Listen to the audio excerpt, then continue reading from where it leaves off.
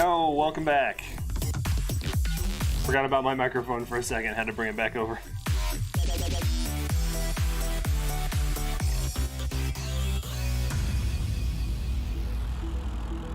So we were talking about layers the other day. Hang on a sec. We were talking about layers the other day, and I realized that I have a cheat that might be useful to you. In Clip Studio Paint at least, and I think in Photoshop, if you do Control and Shift at the same time and click on something, it will automatically select that layer. You don't have to really like think about which layer you're on. Kind of grab whichever one you're working on. That might be.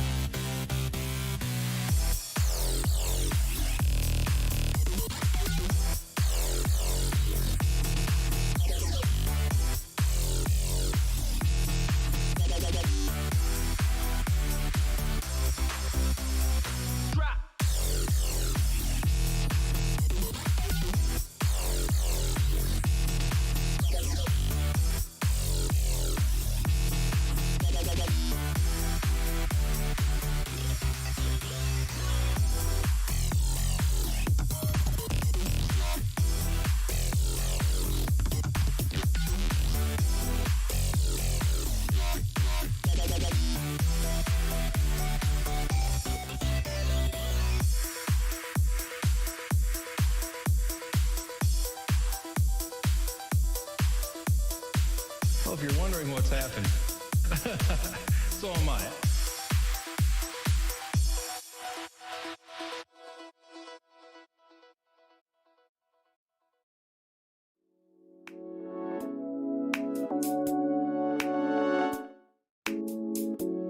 Good deal. Glad I could help.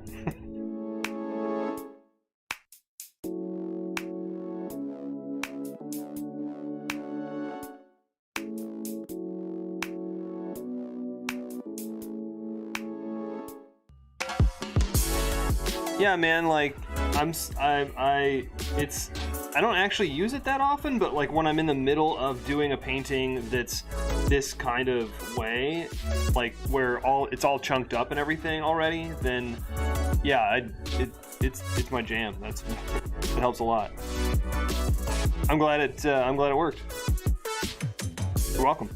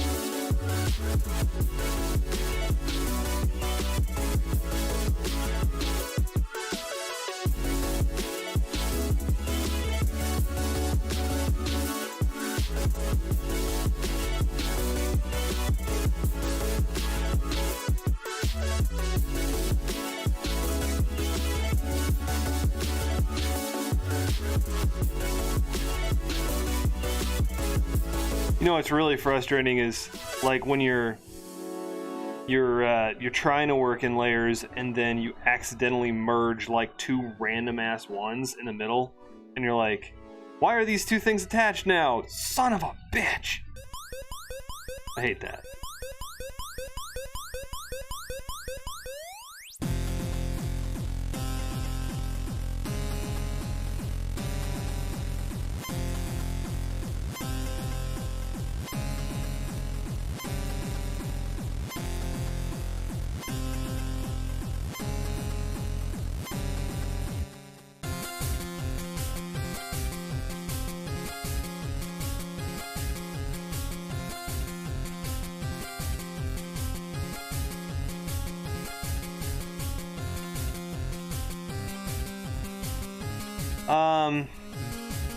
Kinda. Like, I mean, if you don't want to actually apply it and you want it to stay editable, then what you can do is attach that, put all the stuff that you want it to affect in one folder, and then put the layer, the adjustment layer above that folder, and then attach it to the folder instead of the layers.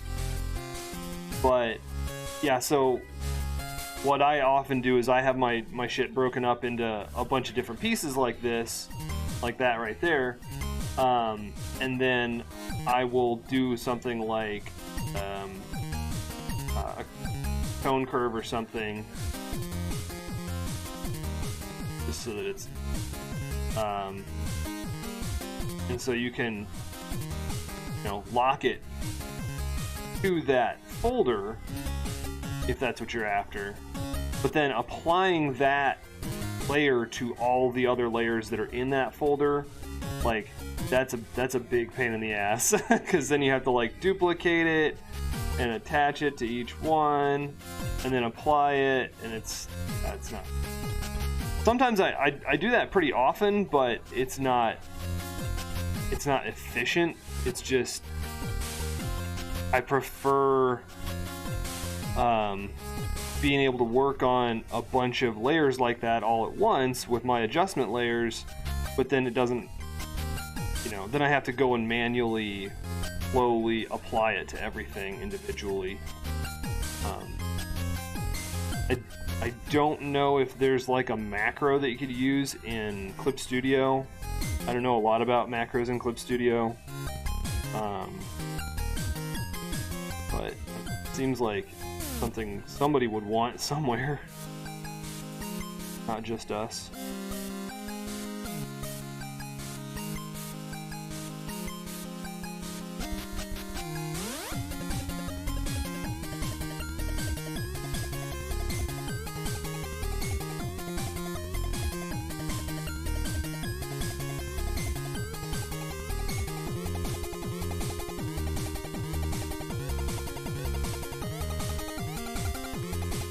Yeah, because my main method for working on pieces like this is to start with just a sketch, and then I'll do a value painting, and then I colorize the value painting, and the colors that I'll place, I use those to break up the whole thing. And then once I've got like the lighting, the color flats, and the shadows, then I go through and like merge and split everything.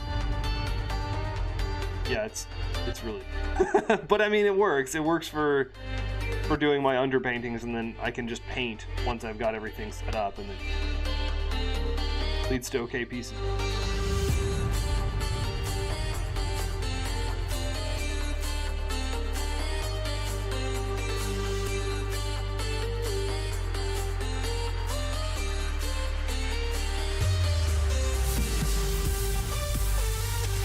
I guess the advantage that I have right now is that I have worked this particular method a lot lately.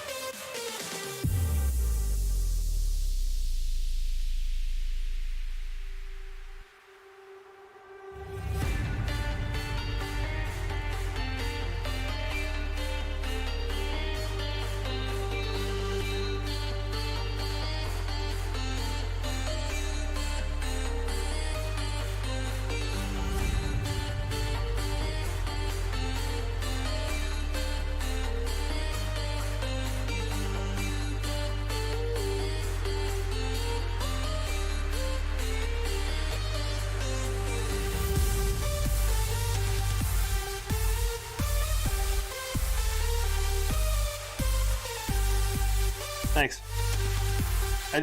Sometimes I get to pick, and sometimes the client gets to pick, and sometimes when the client picks, it's not great, and sometimes when the client picks, it's okay. So this one seems to have worked out. I do a lot of work to try to fix it if the client picks colors that are not going to work well together, that aren't in a color harmony. Then I try to rely on saturation and value to help sell the piece better.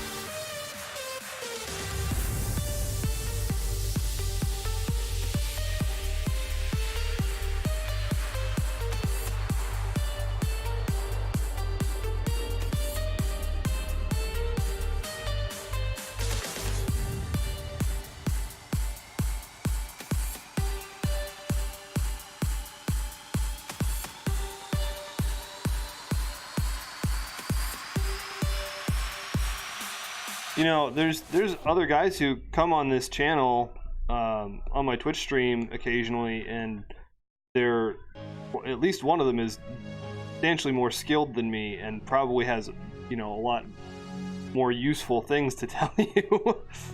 And I'm surprised they haven't been around lately.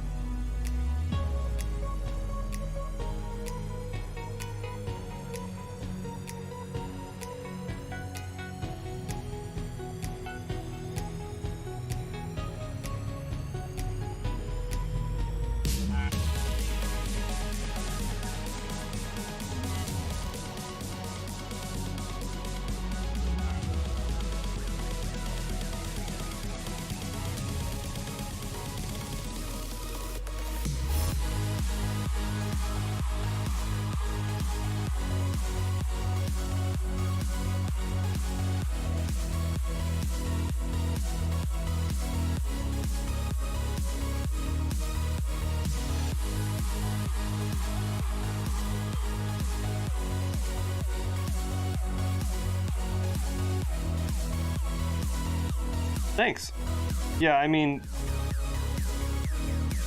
they're like the work that I do in the morning is pretty much exclusively commissions, and like these commissions are portraits. So I really try to make the expressions and stuff enjoyable for people, because that's kind of like the only thing that keeps me afloat. Only reason that people wanna commission me.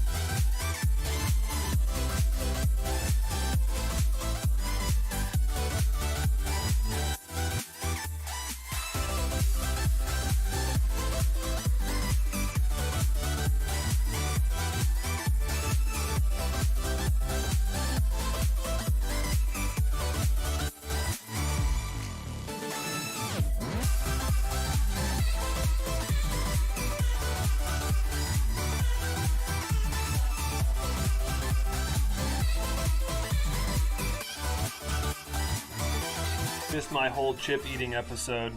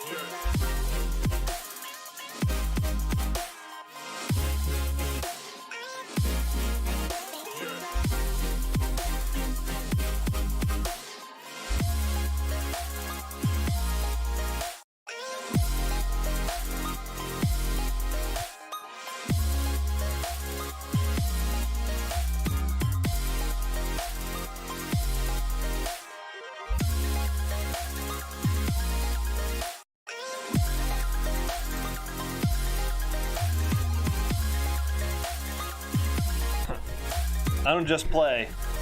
I design role-playing games. I also GM.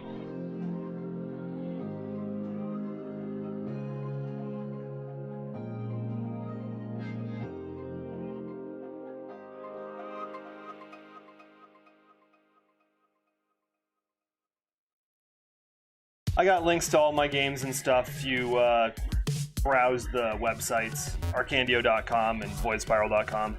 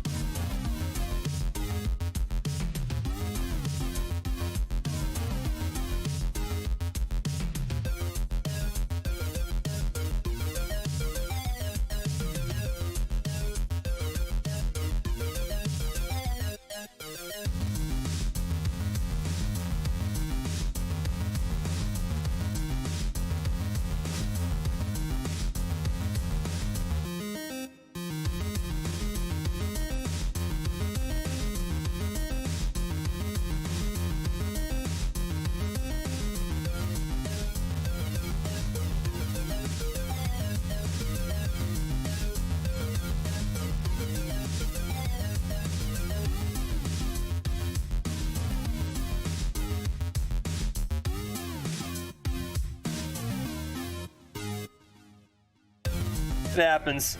I mean, I'm not big on every fandom, and I'm always getting commissions for stuff where I'm like, hang on, what's this from? A thing that I've never heard of before? Okay, time to hit the Google.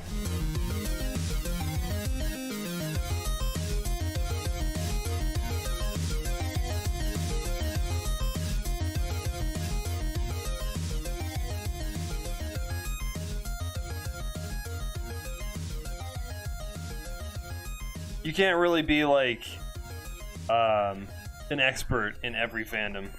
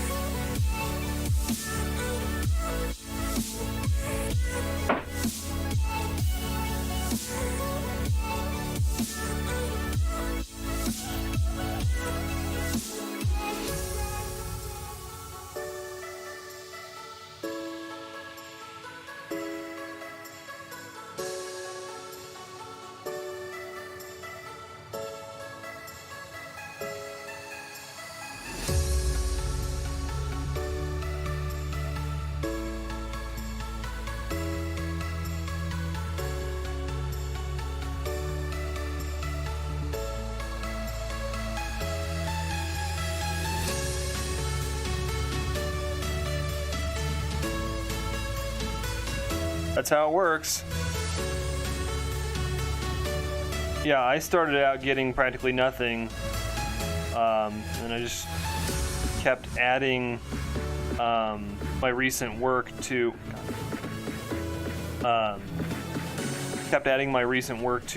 the mission pages so people could see them, and seems to have worked out.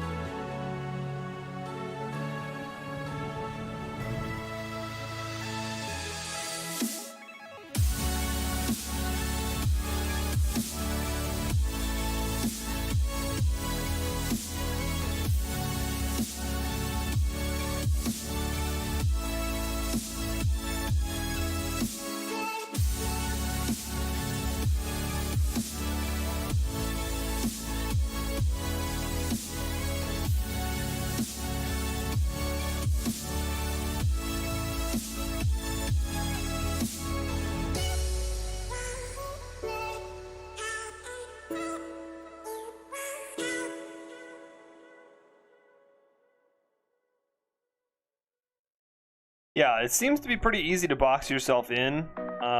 Like, you know, like this is pretty much all I paint right now is these kind of D&D character portraits. And like when I had more anime stuff on there and I was trying to do more of these, it was really hard to make that switch over and convince more people to buy these than buy the anime style stuff.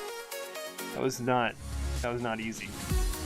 It's all about your portfolio, though. Like, it's a combination of your portfolio and who's talking to their friends about your work.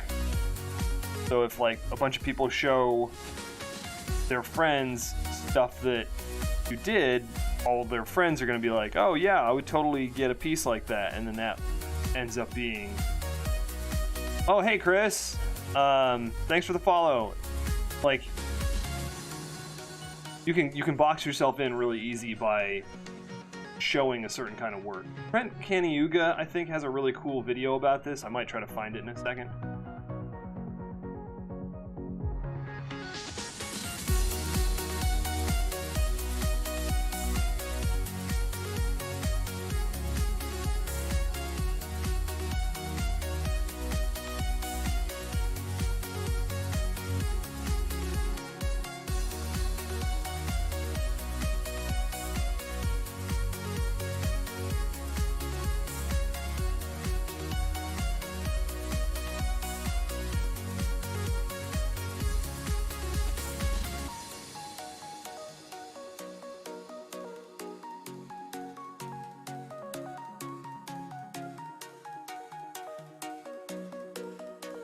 Okay.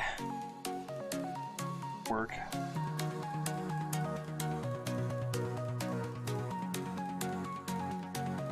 I gotta save, it'll take me a second. I'm gonna look at that video quick.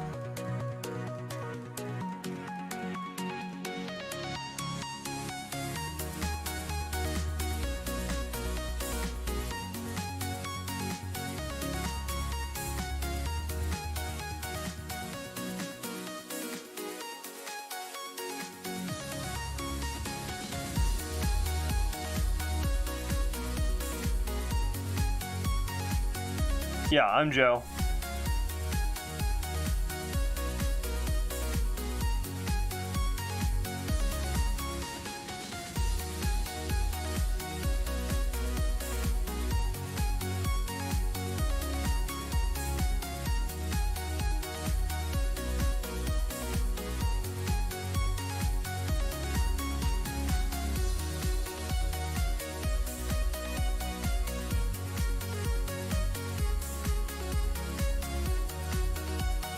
Okay, technical issues, one sec.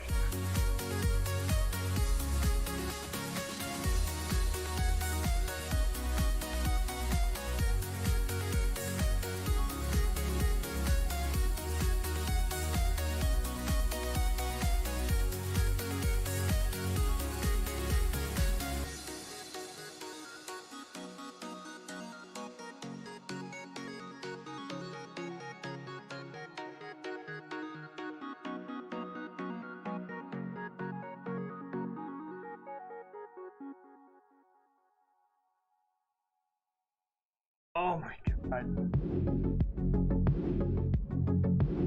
I don't know if you can see this, but there is a cat piled in my lap right now. Completely interfering with everything that I'm doing.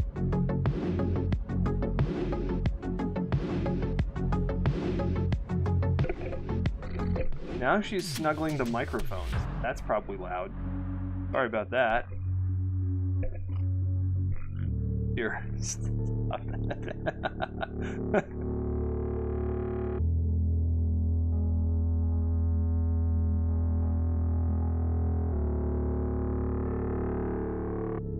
So, like, Daddy, I want to help you draw today. Like, Ginger, knock it off.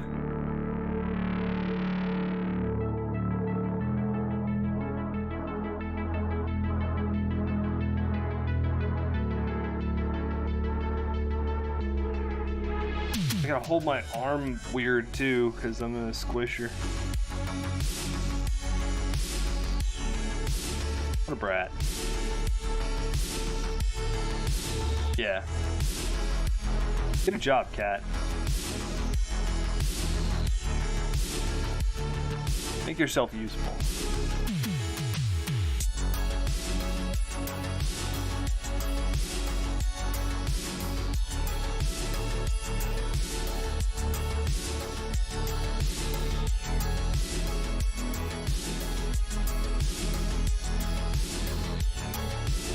Man, that would make my life a lot easier.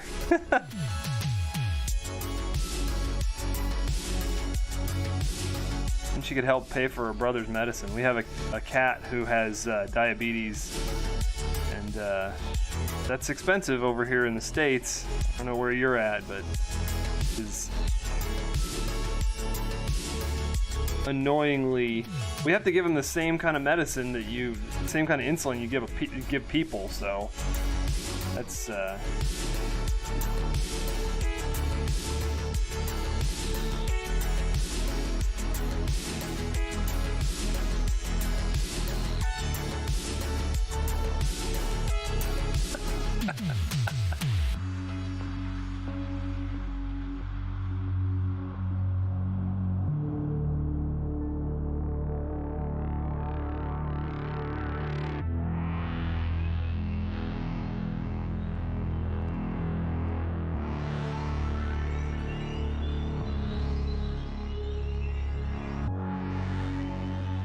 yeah, she doesn't seem like she wants.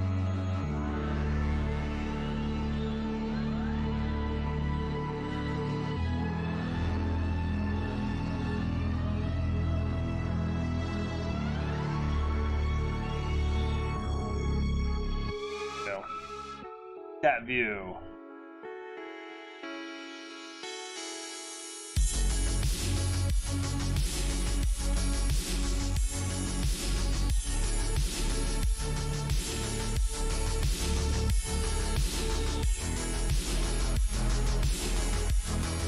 That's right. She's really going for the nipple today. I don't know what the deal is with that.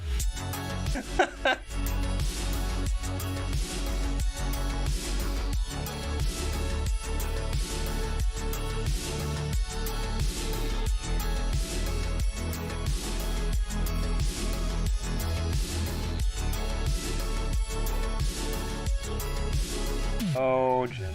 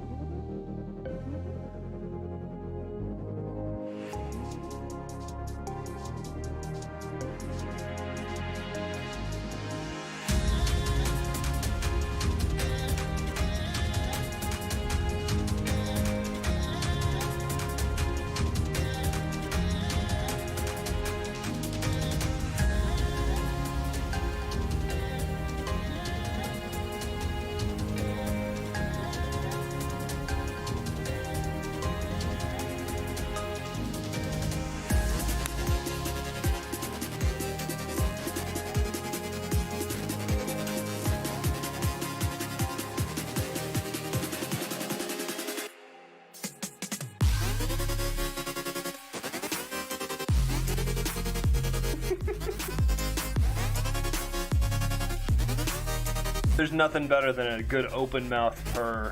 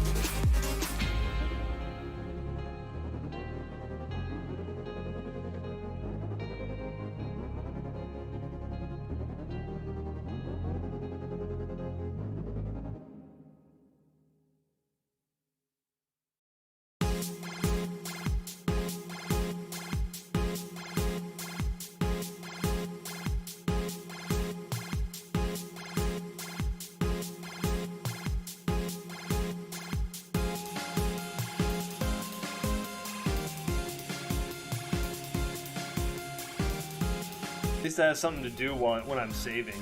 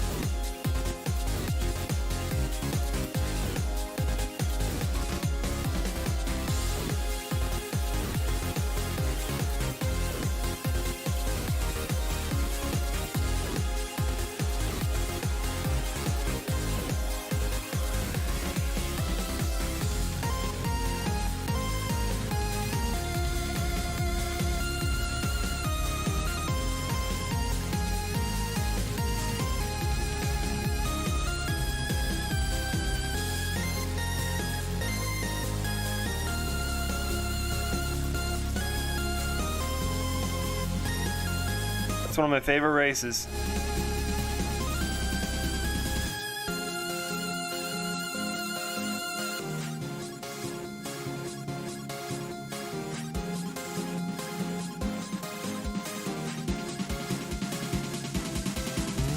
I think I'm rapidly becoming known as the Dragonborn guy, though. I've done so many Dragonborn lately.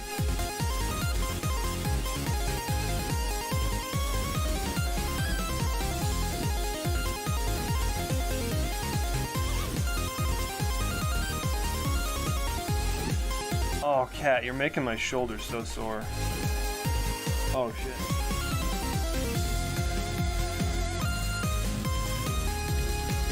And then she splits, like, immediately when it's snack time.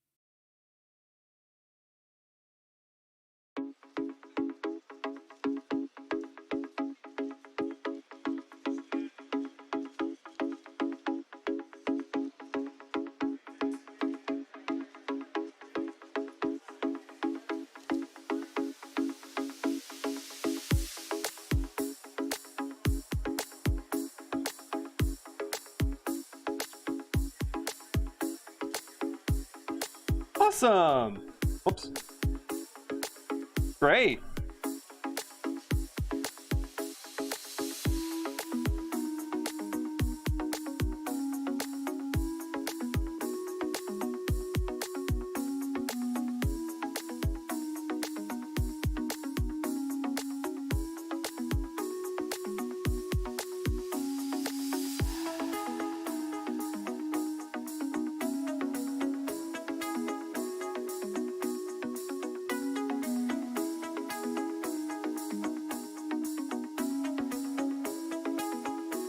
Do you know of Matt Colville's YouTube channel?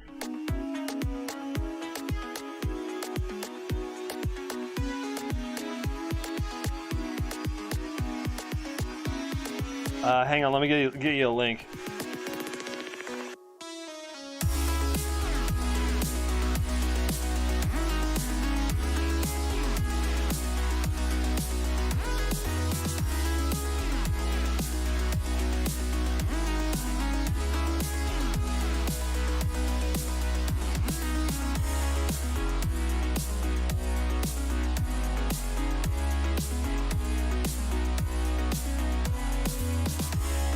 Anyway, he's got probably the best channel and playlist for like how to start GMing that I've basically ever seen. Like, he makes it super clear and super interesting, and is really good at explaining the basic concepts and not bullshitting people about like how it's supposed to work. And yeah, good channel.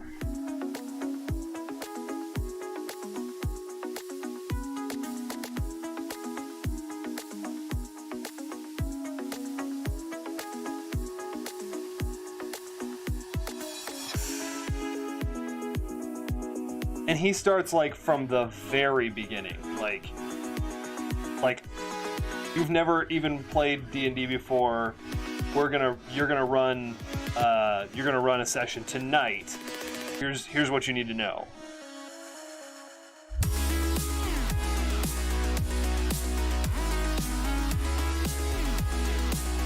In fact, you could probably even use his straight up like starting session video as your basis.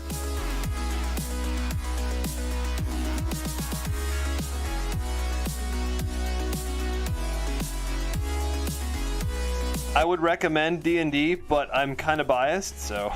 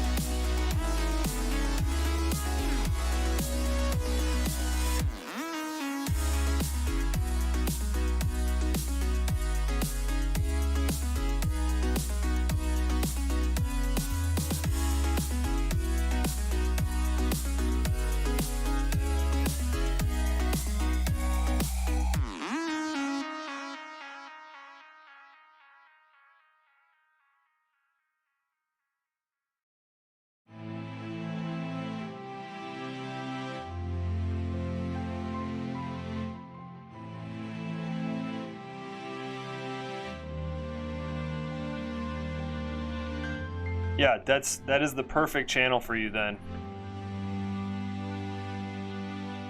I mean, he's got some other stuff on there, but like his sort of the core thing that he was doing, at least initially, was like GM tips and like how to start GM basics.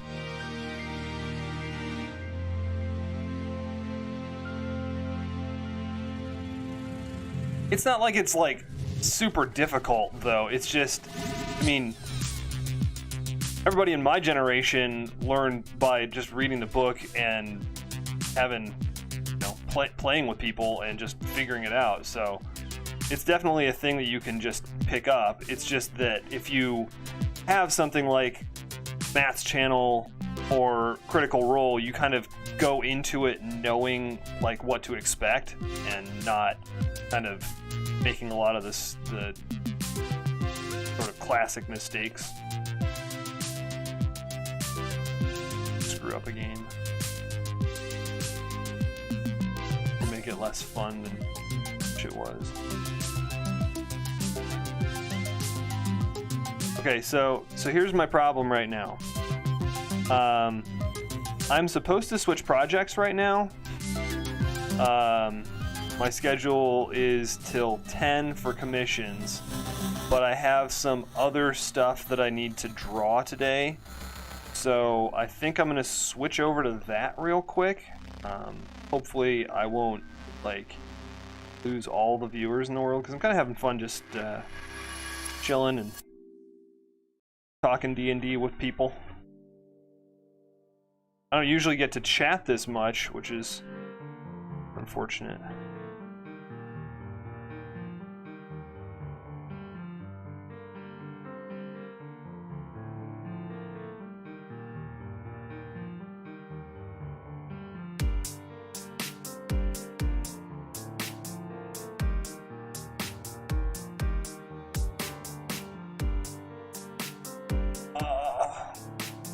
Save that.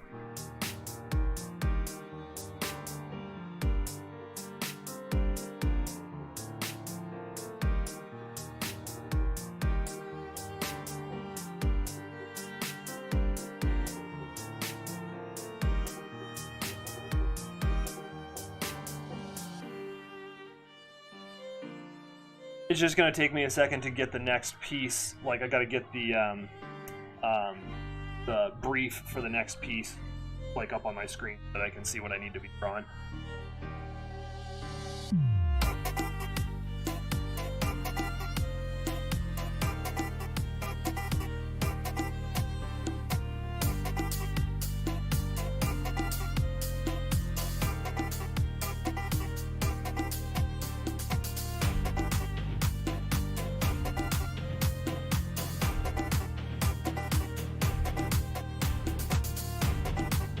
It's gonna start with a sketch, so you get to see, I mean, this is gonna be an anime sort of thing, so it's gonna be somewhat a different workflow than the paintings that I'm working on right now, but you still get to see the whole thing start from the start.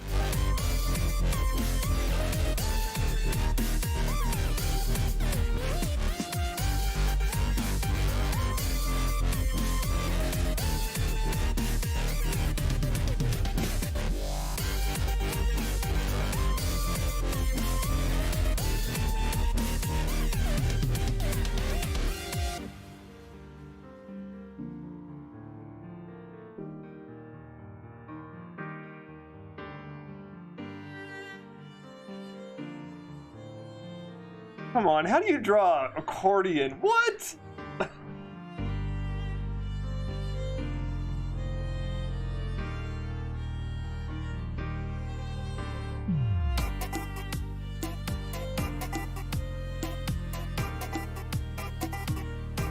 I'm gonna explain all about that when I start this next piece. It'll be fun. We'll do it together. It's gonna be exciting. Yay! Cool. One sec.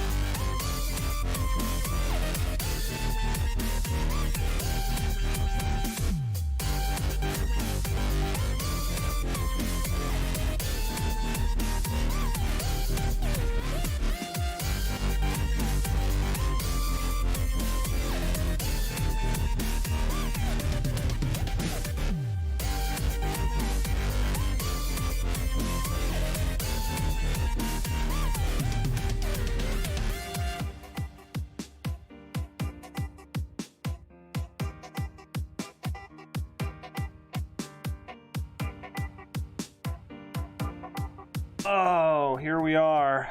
My favorite, a blank canvas.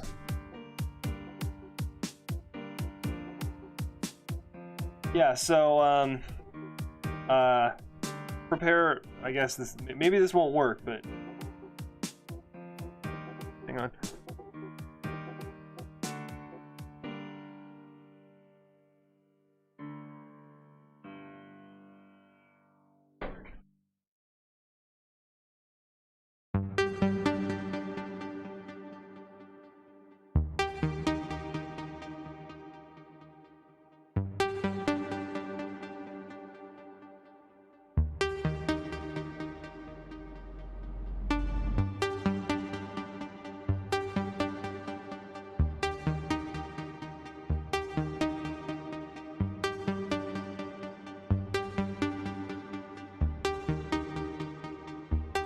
Okay, anyway, all right, yeah, so I used to have a Wacom Cintiq 13-inch, so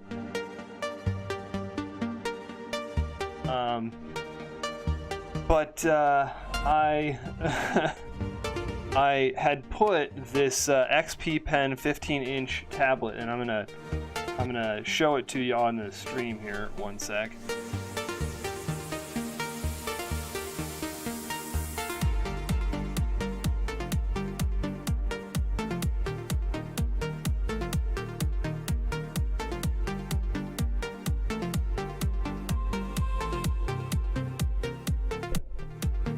That was really dumb. Sorry, that was not a good idea.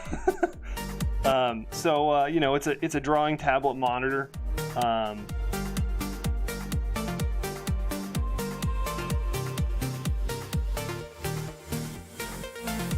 It's working out really well. I like I said, I switched from a Wacom, and I was a Wacom fanboy for like a long while. It's, you know, it's been the top of the line for decades, but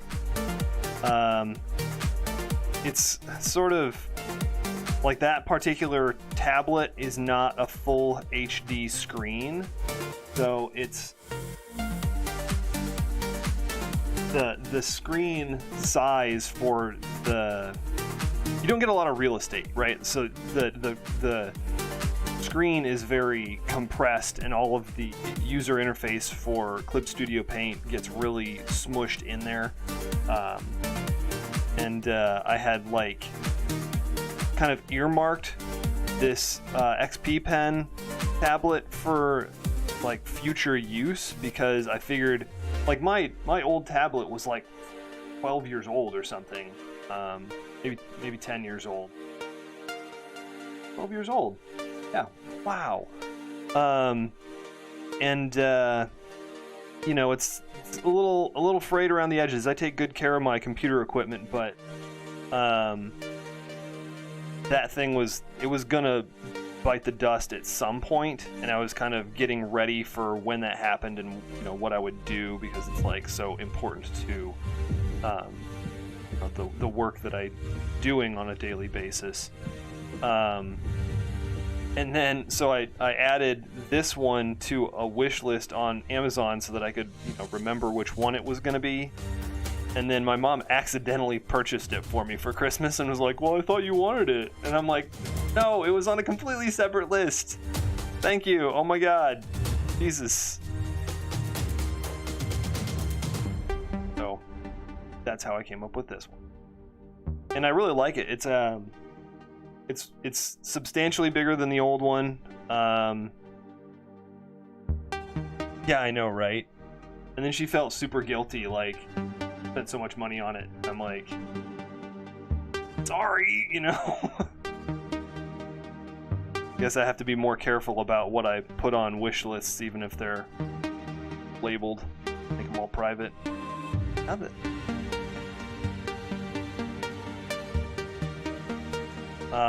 So yeah, this XP Pen 15-inch 15.6 is my tablet of choice at the moment. The software that I use is Clip Studio Paint.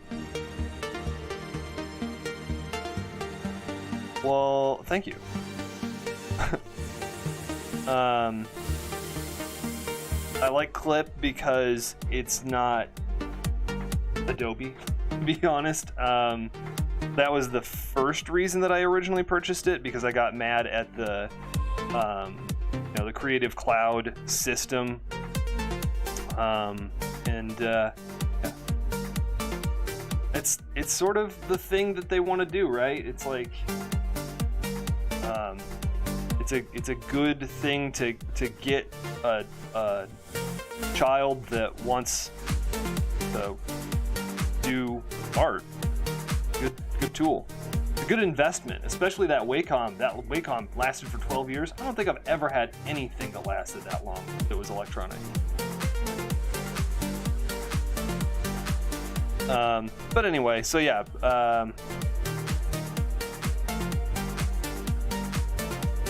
Wow, that's a long transport.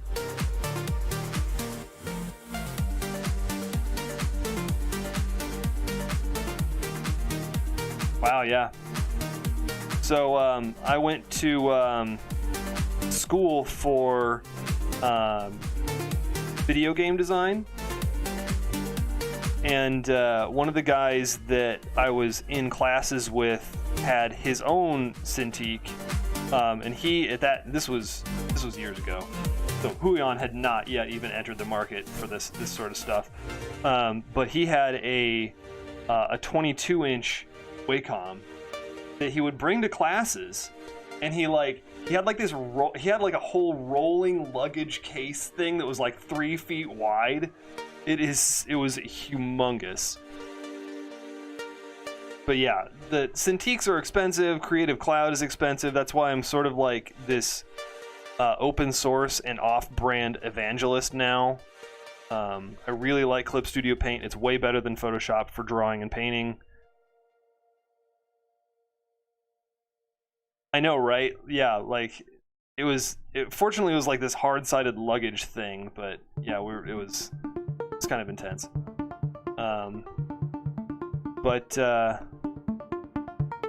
Yeah, so I like Clip Studio Paint because it's got more flexibility in it, and it's more specifically designed for like actual drawing and not just like photo manipulation. It's also way cheaper, right? Like I think the version that I have was like $50 or $80 or something when I got it, and I didn't get it on sale. So yeah, exactly, right? That was when they switched to the Creative Cloud thing. That was pretty much the last straw for me. I was like, you know what? I don't think I'm doing that. Wow, and that was a long time ago too now.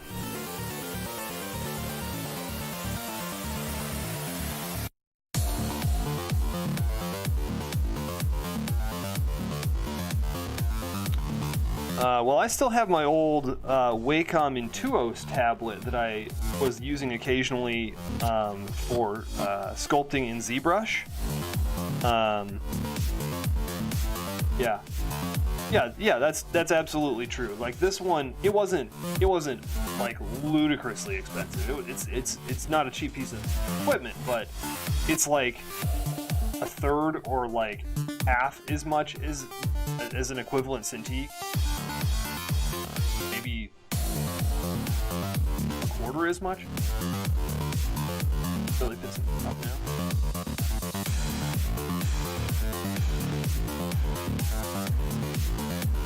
Well.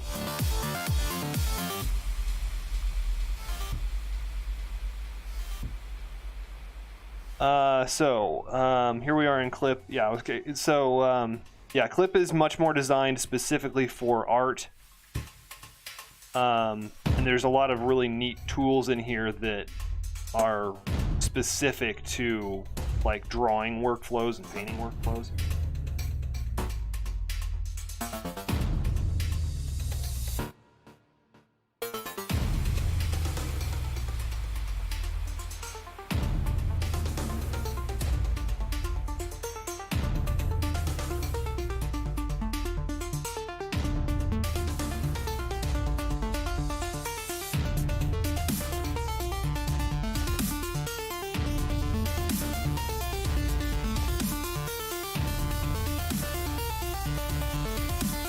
Yeah, that is one of the things that I wanted to make note of, is that in Clip there is just so much flexibility and like designability in the brush engine. I like the brush engine in Painter, but I hate the user interface in Painter. The interface in Clip Studio is just so much better.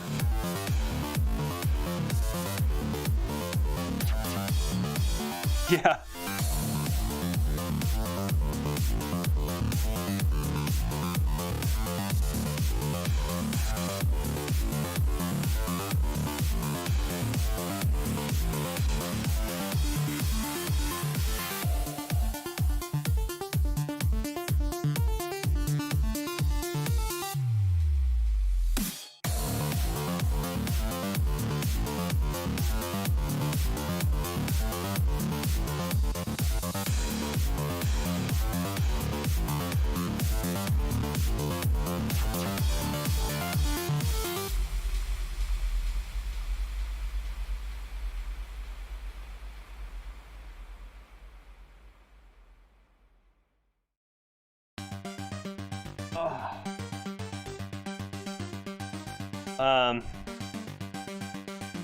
Brushes.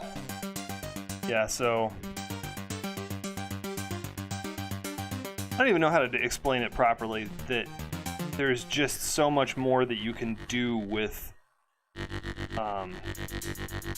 the brush options that are available in Clip Studio versus Photoshop.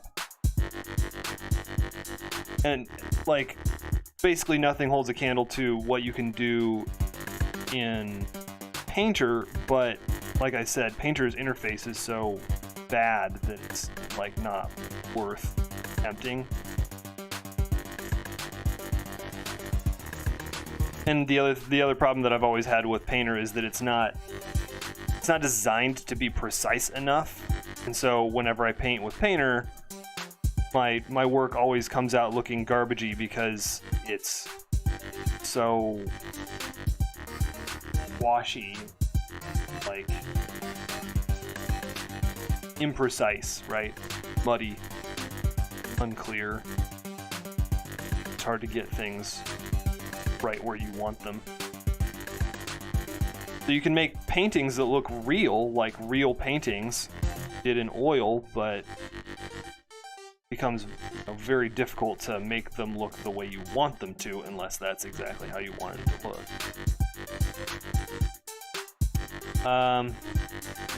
And obviously, like, I've got like a web camera. The other nice part that I have about my setup is that I have my main screen right here. So that's on the XP Pen tablet in front of me, but then I have a monitor that is right behind the camera, and on that monitor I have this other the other, like, the navigator pane. So like when I'm zoomed way in on something, and say I'm like working on this shoulder, I can always just glance up and see what that looks like on the wider view, and that makes it really easy to kind of get an idea and compare the piece when I'm like way too deep in working on something.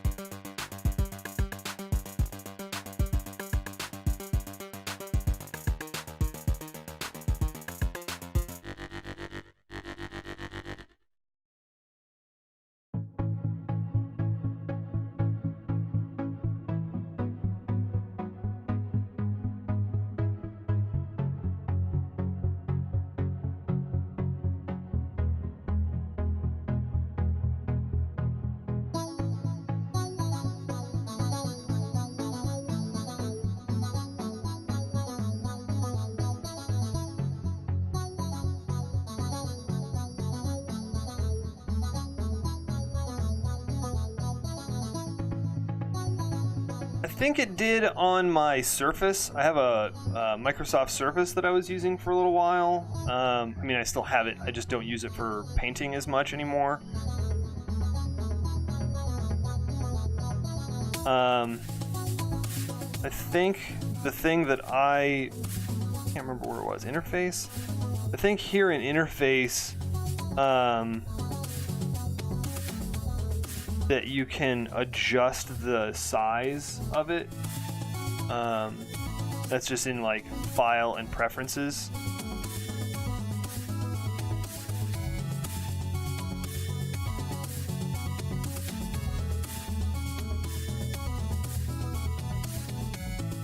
Yeah, I think that's the only place that I can remember seeing that kind of setting. Flip. There might be like a Windows thing too, though, that you can do.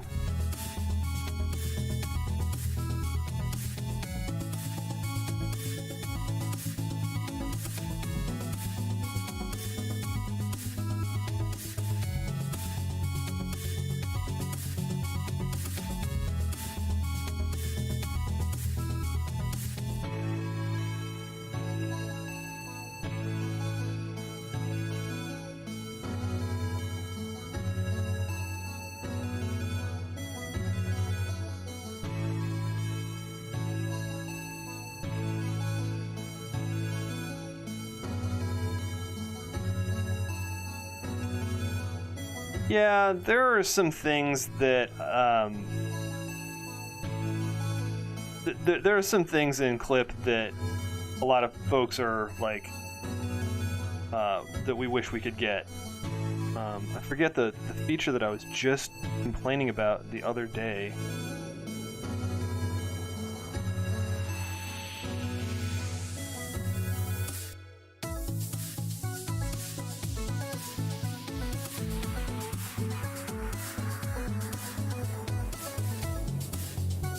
I can't remember what it was.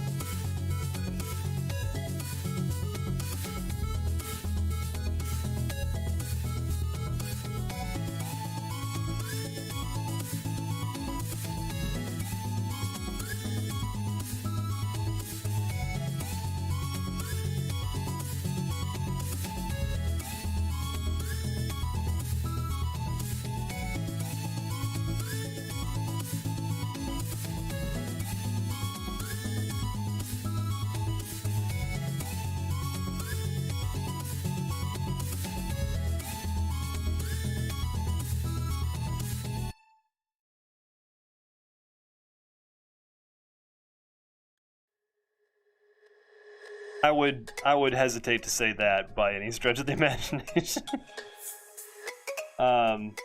Yeah, like like proportions is hard, man.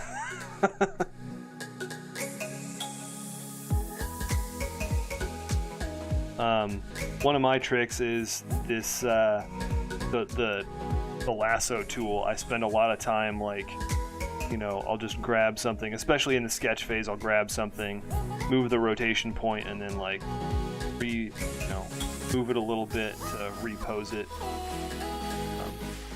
Really, really convenient. And then you can of course scale things and stuff that way. That way I can like, I always make my heads too big because I'm like such a fucking anime nerd. So I end up often having to shrink them heads down.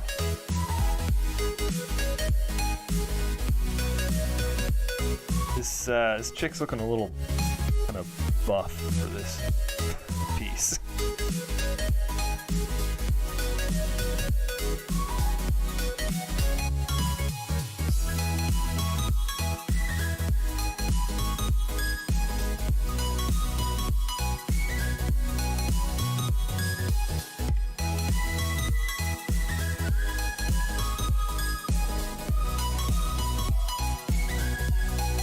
Yeah, probably.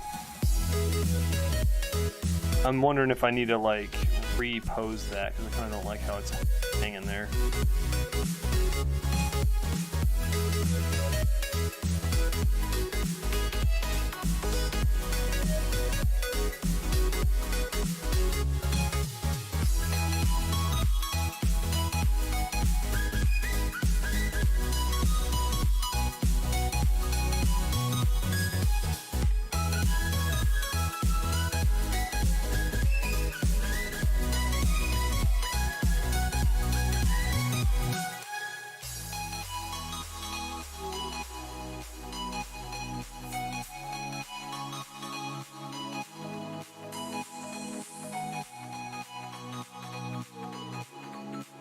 Oh, the other thing that I make use of a lot is I have a an old NT52TE. And it's hard to show. Hang on a sec. Don't barf.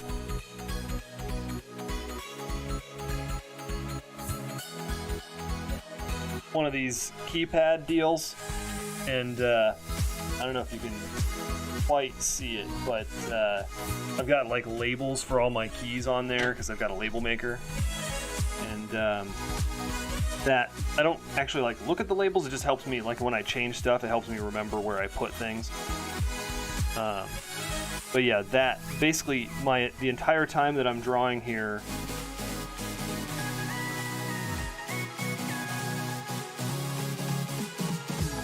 my right hand is running the pencil on the tablet, whereas my left hand is constantly on this keypad, and it's got like space bar and change my tool, so I can like kind of rotate through all my tools really easily. I've got like the instant quick access panel. This is something that I don't think Photoshop has or have for a while. And so like I can pull up a ginormous color wheel here. Very small adjustments that way. It's got controls for my stream screens, so like I can activate and deactivate stuff that way. What else is on it? Swap color. Obviously all my like Control, Alt, and Shift modifiers are on there. Undo, redo, save. I can control my mic from it. Yeah, that thing is really, really handy.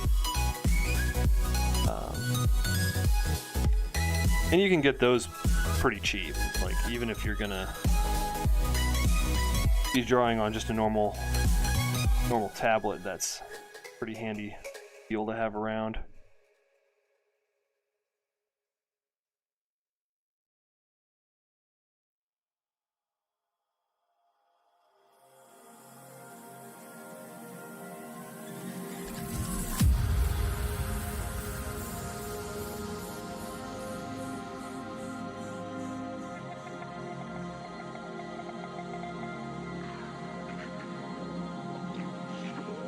The other thing that I like about it, and I didn't know this for a long while, is, and this is true of Photoshop as well, because I learned it in Photoshop and then I figured out that you could actually have the same thing in Clip, is that they have what, I don't know what the term is, I think they're sticky keys or modifier keys or something. Basically the idea is like if you hold down, let's say I'm drawing with my pencil, right? And then I can hold down E for eraser. Like normally you press E and you get the eraser tool, right? Like if I press E, then it just switches to the eraser. But while I'm using my pencil tool, I can hold down E and it temporarily activates the eraser, right? And I use that all the time because I've got like my paint bucket tool, the lasso tool, and the eraser tool as like the things that my fingers are on the most, basically.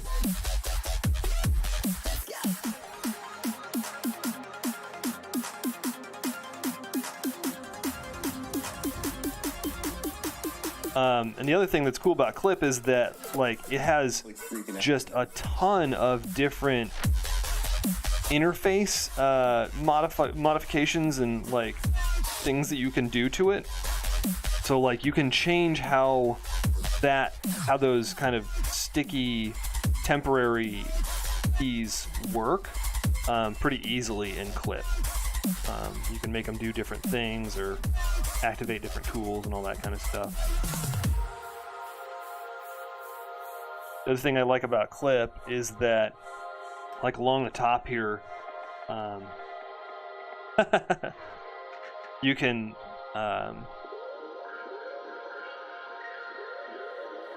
yeah, I mean that's great. I love it.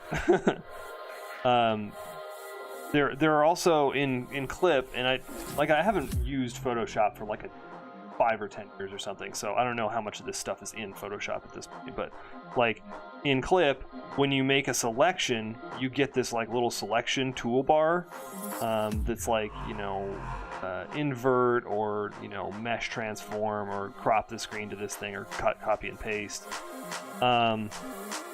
and you can change what's on that hotbar, and you can also change all the stuff that's up here on this hotbar too. So like one of the things that I use all the time is this shortcut right here at the very top, this little blue one. That's a macro that I made that makes a new color layer, but then applies a blank mask to it, and then sets my drawing to that mask. So what I can do then is, it doesn't actually matter what color I'm drawing with, because it'll just pick the color of, you know, this fill layer basically. So then I can go in there and change the color of this fill layer to, you know, whatever I want. And I use that a lot for like lighting and shadows and stuff, because then it doesn't matter what I happen to be drawing with. If it's drawing with green, and it's whatever color, it's whatever I told that layer to be.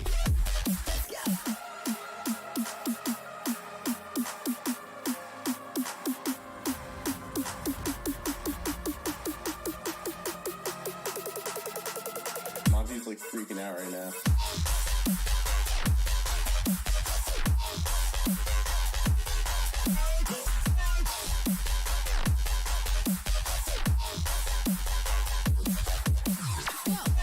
For a while, before I got this larger screen, I was really making use of this quick access panel, because you can customize this too, right? Like you can, you know, set up all these other little, you can have it throw up all these other pop-ups, so you can basically like press tab and clear out the screen, and then have like all of the panels accessed by your quick access panel thing.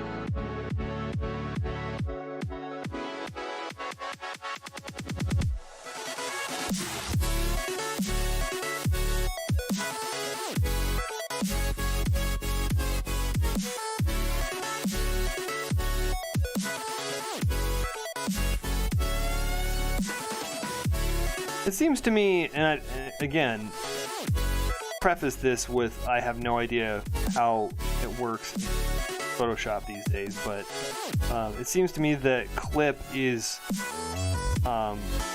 younger enough software that it doesn't have like the legacy problems that Photoshop does.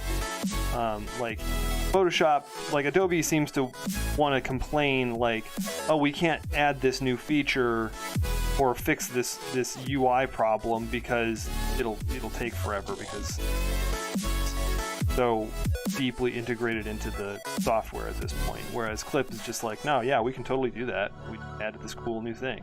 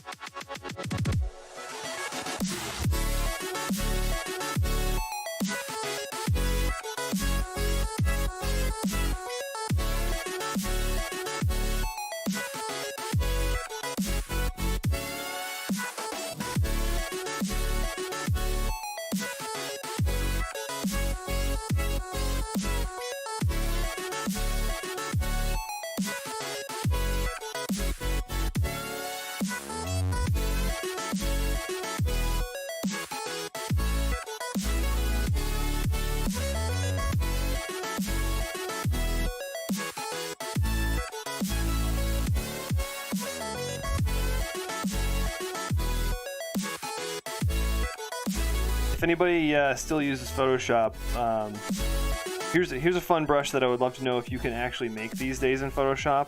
Basically, this brush has a speed modifier to it, so that the slower you go, the wider it is. But then if you speed up, it draws thinner. So this is my gel pen brush that I made, and it like if I've got tons of like sketches and drawings and stuff where it totally looks like this was drawn on some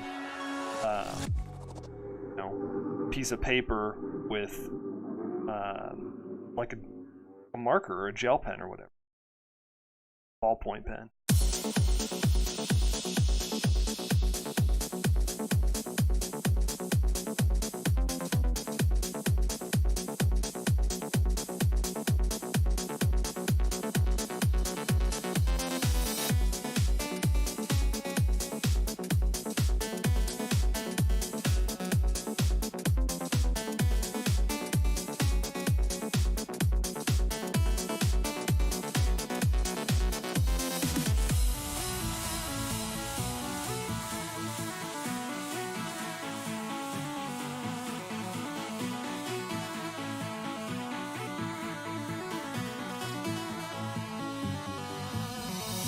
Move that off to the side for now. Keep it for later.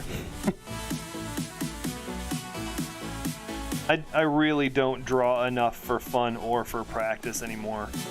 I spend all of my time, like, the only time that I can pretty much stand to draw these days is work.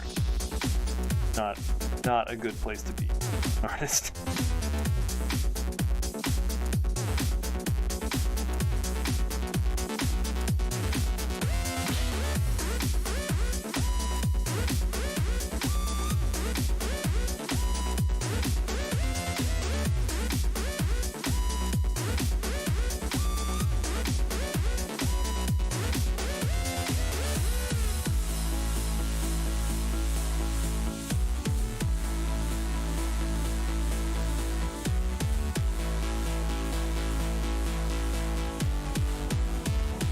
Now that's another thing that I like about Clip that I didn't like when I switched over from Photoshop is that in Photoshop they use like graphics acceleration or something just to rotate this screen, and in Clip it's just flawless. It doesn't lag. It's not a different thing. It's not a different system. It's just, yeah, you want to pan? You want to rotate? Rotate. It's not a big deal.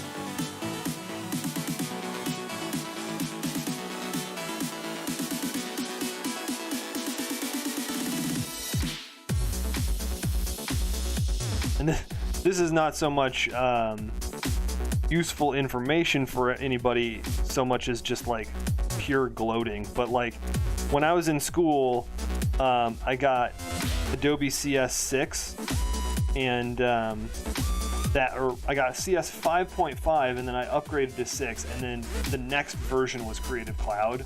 So I have like the last copy of like legit Photoshop without paying monthly that you can get, and that kept me going for quite a while. I was like, yeah, I don't think I need to upgrade, thanks, I'm good.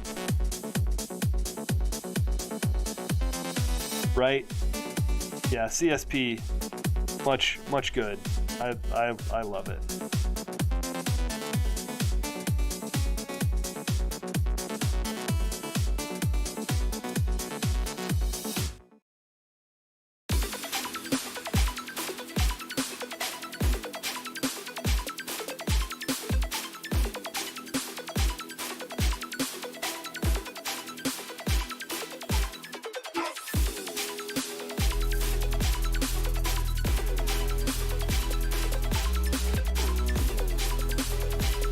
Man, I was so mad when I learned that it was going to be a subscription thing.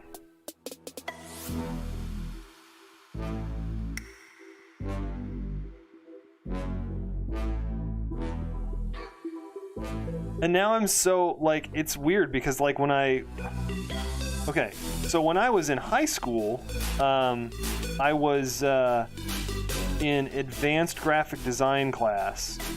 I was one of the few kids who like actually enjoyed it and like followed it through. So I ended up kind of being like, I was like on kind of a work study thing where I was like operating the presses, the offset presses in the shop, and we were always using Fork Express of all things, and I was like the first person to be like, guys, we gotta totally switch to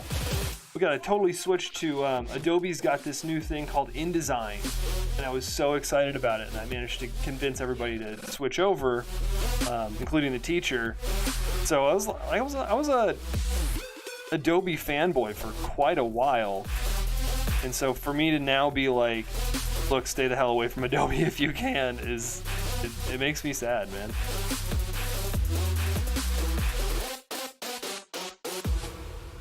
Okay, have a good one. Peace.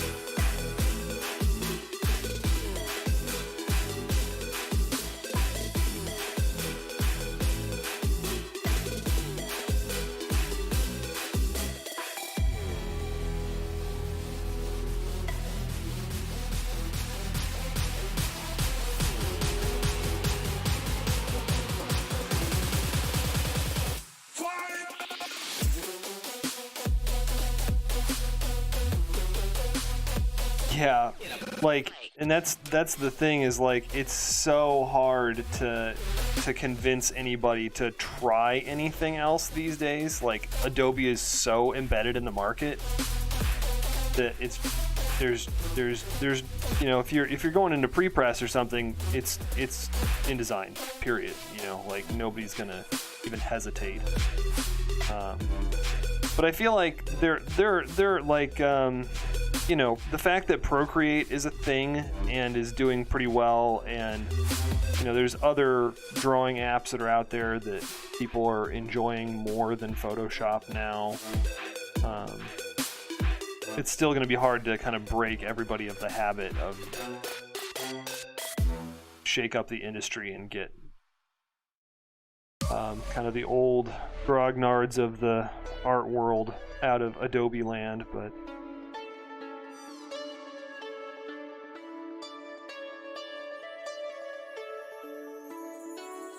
about that.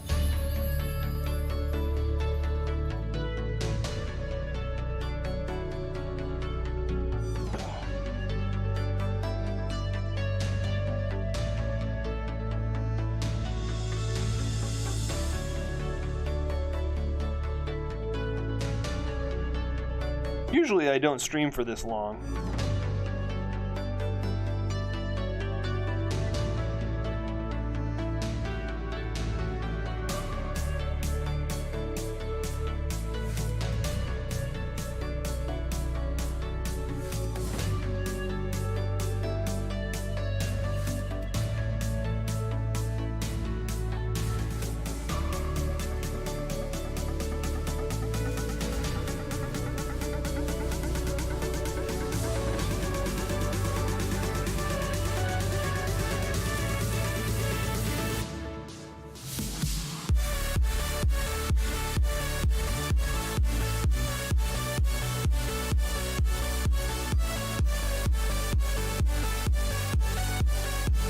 I do think this is my first accordion.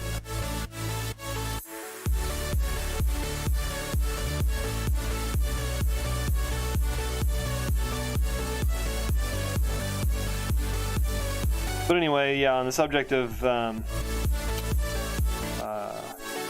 Adobe alternatives, I like Affinity Designer and Affinity. Well, I haven't really used Affinity Photo because I use Clip Studio for all of my photo editing stuff now, but I like them as a company. They seem to be doing good software. Don't charge you very much for it. They're just like, look, $50. No bullshit.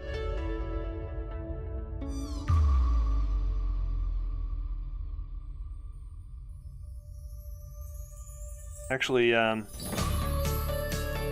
InDesign and Creative Cloud became so expensive that I basically invented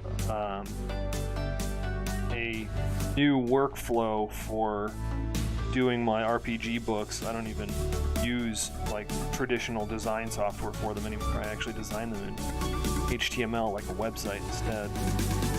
I can convert them over.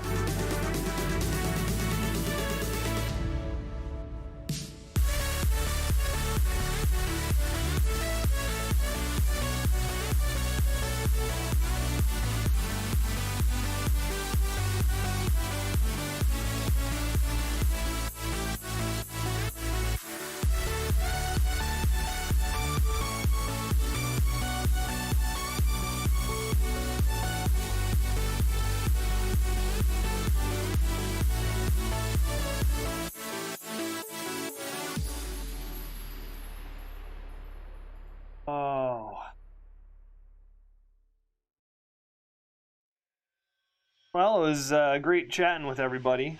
That was a lot more fun than usual. Usually I sit there and grind my nose. But I think this is about where I gotta bow out. I need to get feedback on all the pieces that I'm working on. I think that's it for today. I will see everybody next week, hopefully.